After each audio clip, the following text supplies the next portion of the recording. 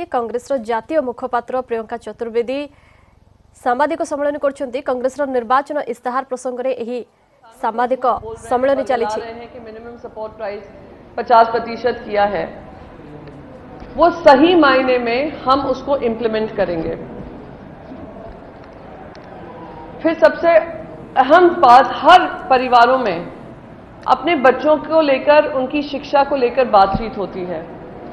तो शिक्षा का बजट ऐतिहासिक होगा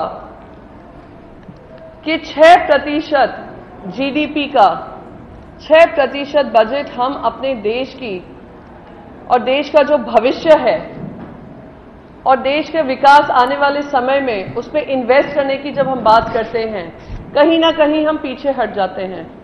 तो वो भी श्री राहुल गांधी जी ने कहा है 6% देश का जो जीडीपी होगा उतना हम एजुकेशन बजट तय करेंगे। जो हायर एजुकेशन होगा वो यूनियन लिस्ट में हम दायर करेंगे और जो एजुकेशन 10th बोर्ड तक होगा वो स्टेट के अंतर्गत आएगा। कंपल्सरी एजुकेशन होगी और 12th तक ये एजुकेशन हम कोशिश करेंगे 1 से लेकर 12वीं तक। हमने कहा है कि उसको कंपल्सरी ही नहीं, हम उसको फ्री करेंगे। तो जो एक सबसे बड़ा भार होता है एक परिवार में, वो शिक्षा को लेकर होता है कि अच्छी शिक्षा मिले, हमारे बच्चे आगे तक पढ़ें, 12वीं तक पढ़ें। तो वो भी जो खर्चा है वो सरकार, कांग्रेस पार्टी की सरकार उसको निभाएगी।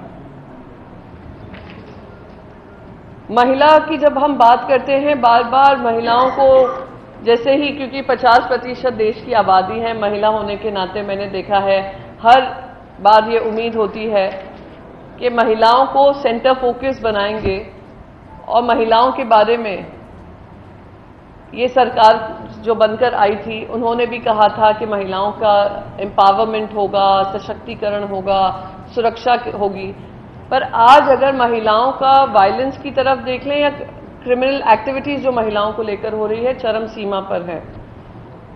तो हमने और श्री राहुल गांधी जी ने यह भी कहा है कि सारे सेंट्रल गवर्नमेंट्स में जो पोस्ट होंगी, वैकेंसीज होंगी, उसमें 33% हिस्सा हमारे देश की महिलाओं का होगा।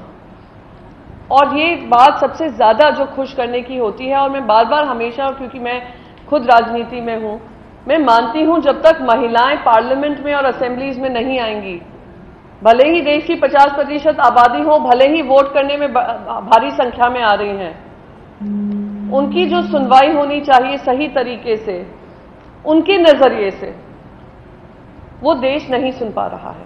तो 33% रिजर्वेशन जो पास करने की बात इतने सालों से चल रही है, हमने पूरी कोशिश की कि जल्द से जल्द पास हो।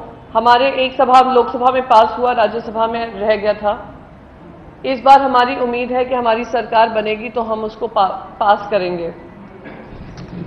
और हमारे सिटीज को भी लेकर किस तरीके से स्मार्ट सिटी का एक जुमला पेश हुआ था देश को, और स्मार्ट सिटीज के अंतर्गत ना कोई काम हुआ है। मैं नहीं जानती हूं कि ओडिशा में कितनी स्मार्ट सिटीज डिक्लेयर की हैं, आप ज्यादा जानते होंगे, पर उनमें से कितनी स्मार्ट सिटीज सही मायने में 5 साल में निकल कर आई हैं, वो आप जानते हैं, मैं जानती हूं, और देश भली भांति समझ रहा है।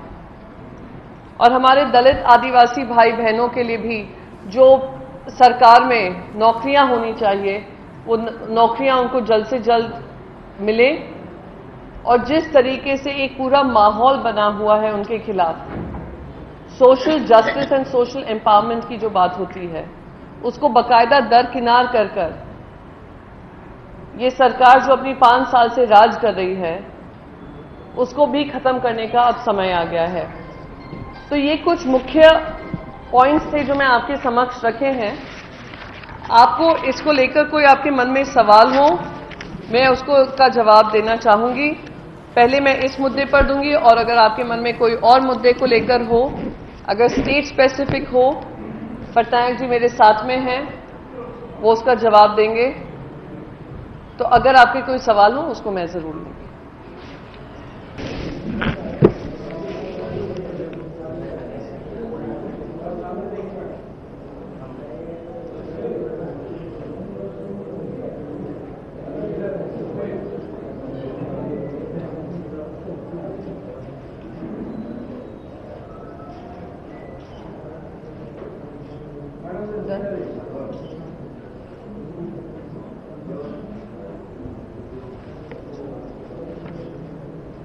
done? Okay. Okay. Oh, sorry. Sir, he wants a photograph.